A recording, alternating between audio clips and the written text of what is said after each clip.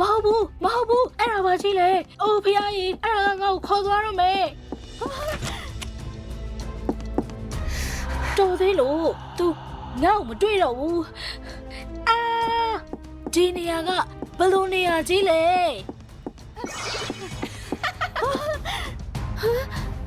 နင်ဘယ်သွားမလို့လဲငါကြောင်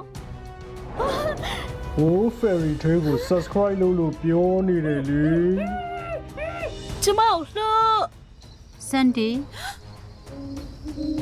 အမေဒီမှာတကယ်ရှိနေရလား မဟုတ်ဘူးမင်းအမေကဒီမှာမရှိတော့ဘူးဟိုမှာကြည့် မဟုတ်ဘူးမဖြစ်နိုင်ဘူးအမေ သူကတော့ညာတိုင်းအိမ်မဆိုးတွေရဲ့6လန့်ချင်းကိုခံနေရတဲ့ဆန်ဒီပဲဖြစ်ပါတယ်ဆန်ဒီသမီးဘာလို့မနိုးသေးတာလဲအခုပဲအချိန်ရှိ သိပါတယ်သမီးသိပါတယ် ဆန်ဒီရဲ့အိမ်မဆိုးတွေကလက်တွေ့ဘဝကနေဆင်းသက်လာခဲ့တာပါသူ့အမေဆုံးသွားတာကြာပြီဆိုတော့ကျွန်တော်တို့မိန်းကလေးငယ်လေးကသူ့အဖေနဲ့မတည့်ဘူးလေဆန်ဒီရဲ့ကျောင်းဘဝကမကောင်းခဲ့ပါဘူးသူ့တငယ်ချင်းတွေကသူ့ကိုမကြာခဏလှောင်ပြောင်လေးရှိပါတယ်တဖြည်းဖြည်းနဲ့ဆန်ဒီလည်းအထီးကျန်ဆန်လာပြီးကိုတန်တရားဝင်လာပါတော့တယ် နင်ရဲ့မျက်လုံးနဲ့နှာခေါင်းတွေကိုဘမထားထားတာလဲငါကြောင်ရဲ့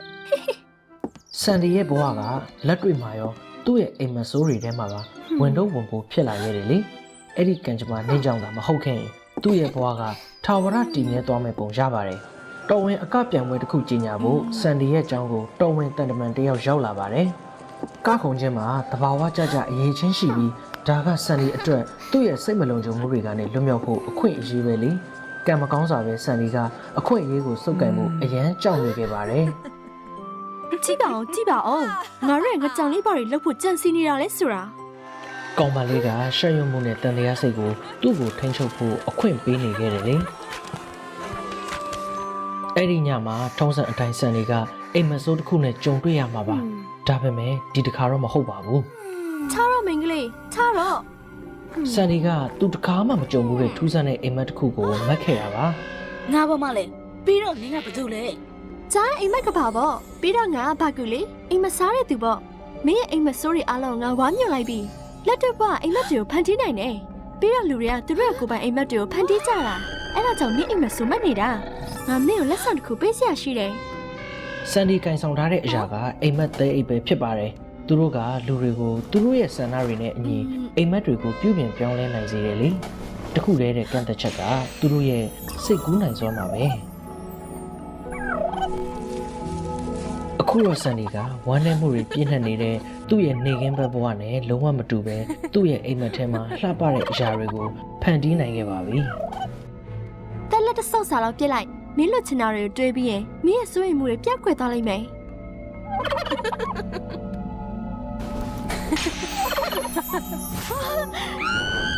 သူကစင်မြင့်ပေါ်မှာမတ်တရက်လိုပေမဲ့သူ့ရဲ့ရှက်ရွံ့မှုကလက်တွေ့ကဘာမှာသူ့ကိုဟန်တားနေခဲ့တယ်လေဒါပေမဲ့အိမ်မက်ကဘာထဲမှာတော့ဆန်ဒီကသူ့ဆန္ဒအတိုင်းသူ့ကိုယ်သူပြောင်းလဲလိုက်ပါတယ်သူကမြန်နိုင်ငံတော်ရဲ့လှပတဲ့မင်းသမီးဖြစ်လာခဲ့တဲ့ပြီးတော့သူကနိုင်ငံတော်တစ်ခုလုံးရဲ့အရှိကပြန်ပွဲမှာကနေခဲ့ပါတယ်ဆန်ဒီကပရိသတ်ထဲမှာရင်းနှီးတဲ့မျက်နှာတွေကိုမှတ်မိနေခဲ့တဲ့လက်တွေ့ဘဝနဲ့မတူပဲသူတို့ကဆန်ဒီအတွက်အားတက်သရောအားပေးနေကြပြီးနေကင်းဘက်မှာသူတခါမှမခံစားဘူးတဲ့ယုံကြည်မှုကိုပေးခဲ့တယ်လေဆန်ဒီကအသက်တွေ့ရှိထားတဲ့ခွန်အားနဲ့အားဖြည့်ထားသလိုရှမ်းရုံမှုနဲ့သူ့တန်တရားကြောင့်ပုံကွယ်နေတဲ့ကြက်တရရှိအကတွေကိုဖျော်ဖြေပါတော့တယ်ဆန်ဒီဒီလိုပျော်ရွှင်မှုမျိုးကိုမခံစားခဲ့ရတာကြာပြီလေသူကသူ့ရဲ့မွေးရပါပင်ကိုစွန့်ရည်နဲ့လူတိုင်းကိုအလွယ်တကူဖန်ဆားနိုင်ခဲ့တဲ့ ထားတော့ဆန်ဒီမိုးလင်းနေပြီ ဒါပေမဲ့ဒါကအိမ်မက်တစ်ခုသာဖြစ်ပြီးဆန်ဒီကသူတို့ကိုအဲ့ဒီအထဲမှာထာဝရနစ်မြုပ်ထားလို့မရဘူးလေ ဒါသိပဲဘာခုကောက်ခဲ့ပါလား ဆန်ဒီကဒီနေ့ညအိမ်မက်အတွက်စိတ်လှုပ်ရှားနေပါတော့တယ်ဒါပေမဲ့သူနိုးလာခြင်းကစပြီးသူ့ရဲ့စိတ်လှုပ်ရှားမှုတွေကိုပင်ပန်းနွမ်းနယ်မှုတွေကလျှင်မြန်စွာနှောင့်မိုးသွားခဲ့ပါတယ်ဆန်ဒီကပိုဆိုးသွားသလိုခံစားလိုက်ရပါတယ် ဂျာနဲ့နေပါဖြောပြမှလဲစာချဘူးအကလား သူ့ရဲ့တငယ်ချင်းတွေရဲ့လှောင်ပြောင်ခြင်းကနေရလာတဲ့သူ့ရဲ့စိတ်မလုံခြုံမှုကြောင့်ဆန်ဒီကသူ့ရဲ့စိတ်ကူးရင်မှုတွေမှာပျော်ရွှင်မှုတွေကိုတောင်းတနေပါတော့တယ် အဲ့ဒီညမှာသူကဘာကူပေးတဲ့လက်ဆောင်ကိုထပ်ပြီးသုံးခဲ့ပြန်ပါတယ် စိတ်မပူပါနဲ့မောပတ်နဲ့မူကဒီအတိုင်းဘေးထွက်ဆိုချက်တစ်ခုပါအဲ့ဒါအမြန်ပြောက်သွားလိမ့်မယ် ဒါပေမဲ့အများကြီးဒီအတိုင်းပဲအဆုံးသတ်နေတာငါဘယ်လောက်ပဲအိမ်မက်မက်နေပါစေလက်တွေ့ကဘာငါငယ်ချင်းတွေကအတူတူပဲ ဒါပေမဲ့ဘာကူကတခြားသူတွေကိုသူ့ရဲ့အိမ်မက်ထဲကိုဆွဲသွင်းနိုင်တယ်ဆိုတာစန်နီမသိခဲ့ဘူးလေစန်နီကသူ့ကိုယ်သူရေအောက်နိုင်ငံမှာရှိတဲ့စစ်တီတော်မင်းသမီးအဖြစ်ပြောင်းလဲခဲ့ပါတယ် ဟော သူ့ရဲ့တငယ်ချင်းတွေကသူ့ရဲ့အမိန့်အောက်မှာတစ္ဆာရှိတဲ့စစ်ဗိုလ်ချုပ်တွေဖြစ်လာခဲ့ကြပြီးသူ့ရဲ့အမိန့်ကိုနာခံကလက်တွေ့လောကမှာလို့သူ့ကိုမလှောင်ပြောင်ကြပါဘူးရေအောက်နိုင်ငံတော့အတိုက်ခိုက်ခံရတဲ့အချိန်စန်နီကမကောင်းဆိုးဝါးပင်လယ်ဓမြတွေကိုတိုက်ခိုက်ဖို့တတိရှိရှိဦးဆောင်ခဲ့တဲ့ လက်တွေမှာလို့ကြောက်လန့်နေမဲ့အစားအိမ်မက်ကဘာထဲမှာစန်နီကတတိရှိရှိတိုက်ခိုက်ပြီးပင်လယ်ဓမြတွေကိုအနိုင်ယူကတခြားရေသူတွေကိုသူ့တငယ်ချင်းတွေရဲ့ကြည်ညိုလေးစားမှုအောက်မှာကင်တင်ခဲ့ပါတယ်စန်နီကသူ့ရဲ့သူရဲကောင်းဆန်တဲ့လုပ်ရက်တွေအတွက်အားပေးမှုကိုလက်ခံရရှိကစန်နီကလှောင်ပြောင်ခြင်းမခံရဘဲသူ့တငယ်ချင်းတွေနဲ့လွတ်လပ်စွာပြောဆိုနိုင်ပါတယ်ဒါပေမဲ့ဒါပေါ့အိမ်မက်တိုင်းကပြီးဆုံးမှုရှိရမယ်လေအထီးကျန်မှုနဲ့စိတ်ပြက်အားငယ်မှုတွေကလွှမ်းခြုံထားသလိုစန်နီကအရင်နေ့တွေထက်တောင်ပိုပင်ပန်းနွမ်းနေခဲ့ပါတယ်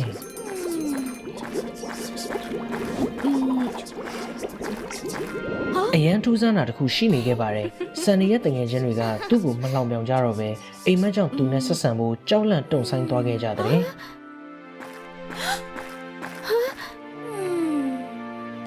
အတွေးတွေထဲမှာမျောနေရင်စန်နီအိမ်ပြန်ရောက်လာခဲ့ပြီးတဲအိတ်ကိုမသုံးတော့ဘူးလို့ဆုံးဖြတ်ထားခဲ့ပေမဲ့ သမီးဘာလို့ဒီအချိန်မှပြန်လာတာလဲ သမီးပင်မနေတယ်တောင်းမမာတယ်ဖေ စင်ကြီးတွေမလို့ခြင်းဘူးသမီးသိလား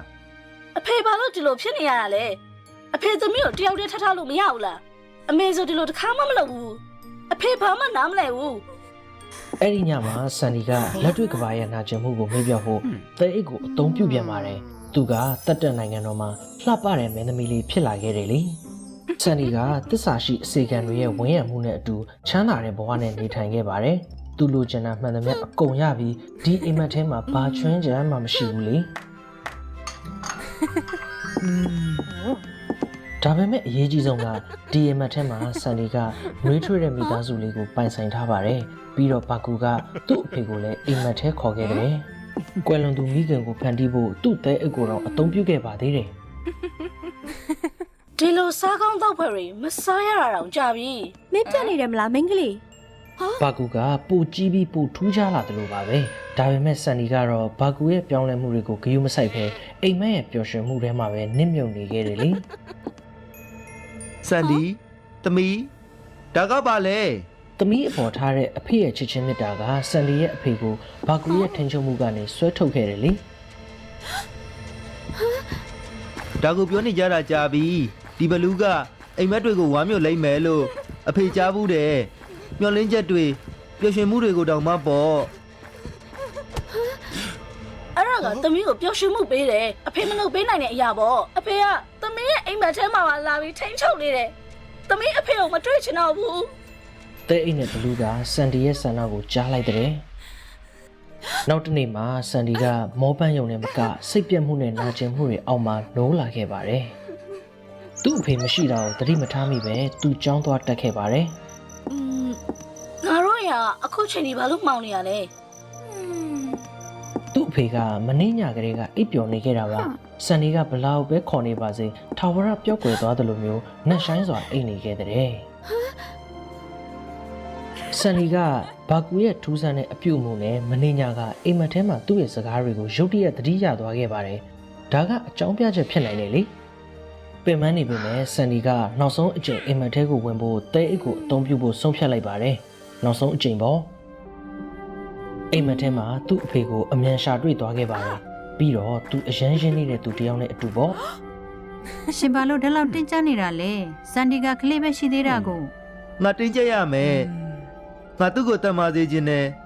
ငါသူ့ကိုချစ်ပါတယ်ဒါပေမဲ့ငါသူ့ကိုမင်းလို့မဆုံးရှုံးခြင်းဘူး အဖေ သမီးရောက်ပြီလား စန်ဒီ သူ့အမေကတကယ်တော့ဘာကူဘလူးဆိုတာကိုစန်လီမယုံနိုင်ဘူးလေ သူကဆန်နီကိုဖန်တီးထားတဲ့လှပတဲ့အိမ်မက်ထဲကိုဆွဲဆောင်ခဲ့တာကသူကအဲ့ဒီအိမ်မက်အတူတွေထဲမှာမြုပ်နှံထားသူရဲ့မျှော်လင့်ချက်တွေနဲ့ပျော်ရွှင်မှုတွေကိုဝါမျိုးမှုပဲဖြစ်ပါတယ် မင်းကပျော်ရွှင်မှုအတုတွေထဲမှာနင်းမြုံနေတာငါရဲ့ပြောင်းလဲမှုတွေကိုမင်းတတိမထားမိခဲ့ဘူးမင်းပေးဆက်ရမယ် အခုသူ့မှာလုံလောက်တဲ့ဆွမ်းအားတွေရှိသွားတာမို့ဘာကူကဆန်နီနဲ့သူ့အဖေနှစ်ယောက်လုံးရဲ့ဝိညာဉ်တွေကိုဝါမျိုးတော့မှာပါဆန်နီကဘာကူကိုတိုက်ဖို့တဲအိတ်ကိုအလိုလိုအသုံးပြုခဲ့ပေမဲ့ဘာမှမဖြစ်ခဲ့ပါဘူးတဲအိတ်မရှိဘဲဆန်နီဘာမှမလုပ်နိုင်ဘူးလေ တို့လို့ သူ့အဖေအားနေလာပြီးအားပြော့လာတာကိုကြည့်ရင်ဆန်နီရဲ့မျက်လုံးထဲမှာကြံရမရဖြစ်နေခဲ့ပါတယ် စန်ဒီအဖေတောင်းပန်ပါတယ် အကူညီမဲ့မှုစိတ်ပြအားငယ်မှုနဲ့အချစ်တို့ကဆန်ဒီကိုလွှမ်းခြုံနေခဲ့ပါတယ်အခုအချိန်မှာဆန်ဒီကသူ့အဖေကိုကယ်တင်ဖို့ကလွယ်လို့တခြားဆန္ဒမရှိတော့ပါဘူး တို့လွတ်လိုက်စမ်း အမြင်မသိစွမ်းအရင်းမြစ်တစ်ခုကအရှိန်အဟုန်နဲ့ပေါ်လာပြီးဆန်ဒီသူ့ရဲ့အဖေကိုကယ်တင်ရမှာကူညီပေးခဲ့ပါတယ်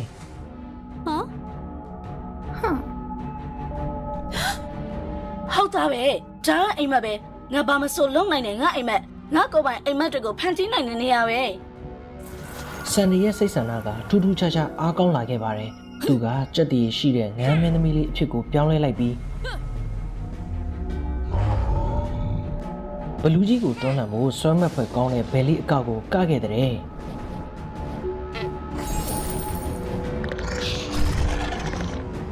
ဆန်နီအထဲမှာမျောလင်းချက်နဲ့ကိုကိုယုံကြည်မှုတိုးလာခဲ့ပါတယ်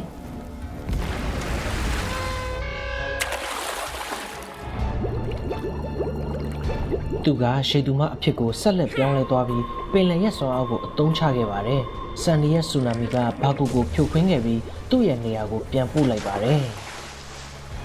ပြီးတော့သူကဘာကူကိုနောက်ဆုံးတိုက်ခတ်ချက်ပေးဖို့တက်တက်မင်းသမီးလေးအဖြစ်ပြောင်းလဲလိုက်ပါတော့တယ်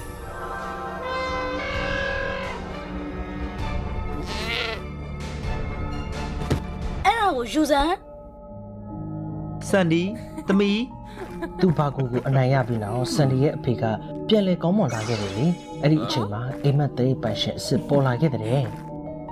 သူကအိမ်မက်နှမိမယ်ပဲဖြစ်ပါတယ်ဘာကူကထိမ့်မရတော့တဲ့ဖန်တီးမှုတစ်ခုဖြစ်ပြီးသူ့ရဲ့တကိုးနဲ့မကောင်းမှုတွေကိုပြသဖို့အိမ်မက်သိအိတ်ကိုခိုးယူခံခဲ့ရတာပါ တကယ်တော့ခလေးမလေးကဘလူးကိုသူကိုယ်တိုင်ပဲအနိုင်ယူခဲ့တာမဟုတ်ဘူးလား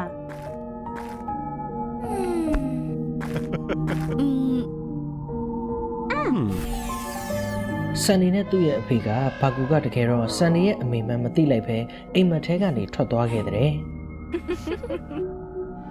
ဆန်နီသူ့ကိုယ်သူယုံကြည်မှုရှိလာအောင်ကူညီပေးဖို့သူ့ကိုဘာကူအဖြစ်ပြောင်းလဲဖို့နတ်မိမယ်ကိုအကူအညီတောင်းခဲ့တာပါအိမ်မက်အပြီးမှာဆန်နီရဲ့အဖေကသူ့သမီးကိုပိုနားလည်လာခဲ့ပါတယ်ဆန်နီကစိတ်လက်စားမှုတွေကိုထွက်ပြေးမဲ့အစားအခက်ခဲတွေကိုတတိရှိရှိရင်ဆိုင်ဖို့သူနားလည်သွားခဲ့ပြီလေ အဲ့ဒါငါတကယ်ချင်းပဲငါသူနဲ့အတူတူစောင့်တင်နေတာသူကအံ့ဩစရာပဲ ဆန်နီကစင်ပေါ်မှာရက်ရင်သူ့ရဲ့ကွယ်လွန်သွားတဲ့အမေနဲ့တူပြီးကျင်နာစွာပြုံးပြနေတဲ့တစုံတစ်ယောက်ရဲ့အရေးအယောင်ကိုသူလှမ်းတွေ့လိုက်တဲ့